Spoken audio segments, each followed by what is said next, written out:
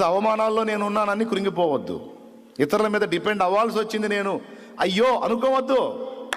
అనేక మంది నీ మీద డిపెండ్ అయ్యేటట్టు చేసే రోజు ఒక రోజు ఉంది దేవుడు. ఎస్ ఎస్ ఎస్ ఖచ్చితంగా చేస్తాడు. అనేక మంది నీ ద్వారా బ్రతికేటట్టు దేవుడు చేస్తాడు. ఆ భవిష్యత్తు నా దేవుడు అలాంటి భవిష్యత్తు ఇచ్చాడు అని నువ్వు విశ్వసించు. సాతాను అంటాడు అట్లేమి లేదు, ఇప్పుడే ఎంత దరిద్రంగా ఉంది, భవిష్యత్తు ఇంకా దరిద్రంగా ఉంటుంది అంటాడు. నువ్వెవడరా చెప్పడానికి?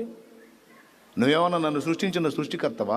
నా భవిష్యత్తు అలా ఉంటుంది, ఎలా ఉంటుంది, భీకరంగా ఉంటుంది, వికృతంగా ఉంటుందని చెప్పడానికి తూకోనరే ఏమనాలా? నువ్వెవర్రా?